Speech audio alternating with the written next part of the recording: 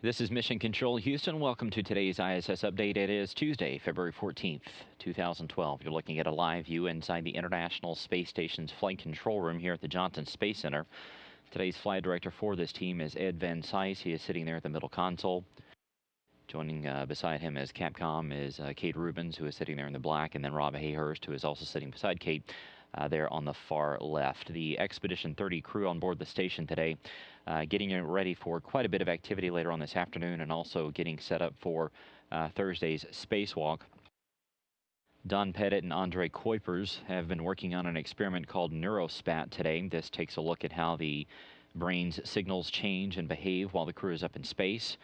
It tests a few different things: perception, attention, memorization, decision, and action through different tasks. And through that experiment, scientists on the ground can take a look at how the crew members' brain signals change and react while they live up there in space for about 6 months. Pettit is also continuing to unpack some of the items that came upon the Progress 45 cargo craft. That Progress 45 undocked from the station back on January 23rd, but it delivered close to 3 tons of supplies for the crew, including some food and some fuel. So it takes some time after those cargo crafts arrive to get everything unpacked and set up in the proper spot inside the station complex. So Don Pettit will take care of some more of that today. Of course, the big news this week: Oleg Kononenko and Anton Shkaplerov getting ready for their spacewalk coming up on Thursday. Earlier this morning, they both climbed inside their Russian Orlan spacesuits, the 2 different suits that they will wear on Thursday, to check out the different systems and to make sure that everything is ready. Everything checked out as expected and okay, and the suits were declared ready to go for Thursday's activities. We'll have live coverage beginning Thursday morning at 7:45 a.m. Central Time. That is 8:45 a.m. Eastern Time, and then the spacewalk will begin about 30 minutes later at 8:15 a.m. Central Time, 9:15 a.m. Eastern Time. That spacewalk will last about 6 hours. Anatoly Ivanishin has been working inside the Russian segment on the Matryoshka experiment. This is an ongoing examination of the radiation environment inside the station. There's a mannequin that has different dosimeters, different other sensors on it that detects the different radiation levels and also helps anticipate how the human body absorbs those radiation levels up there in space.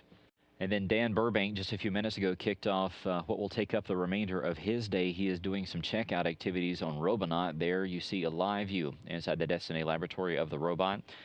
Burbank's going to be checking out all of Robonaut's different joints, moving some things around. He will also then do what is called a force sensor checkout, where he will push the robot's forearms in multiple directions.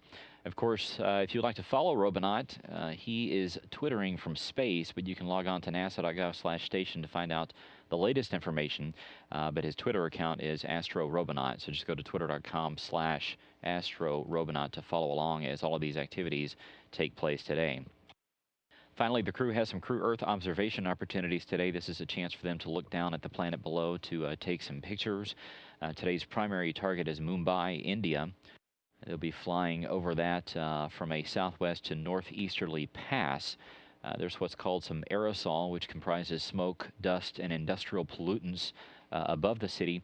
And you can actually see it from space. And due to the station's path, the fact that they're going to be at what's called an oblique angle, so it's sort of a to the side angle, and get a side view of it, and also the underlying sea surface, this presents an ideal chance for them to photograph that aerosol cloud that is out there, to hopefully pick up some subtleties of it and give scientists and researchers on the ground an idea of how that aerosol cloud is behaving. If you would like to take a look at some of the pictures that the crew has gathered, including some of that stunning video of the night passes over North America and Canada, just log on to nasa.gov/station.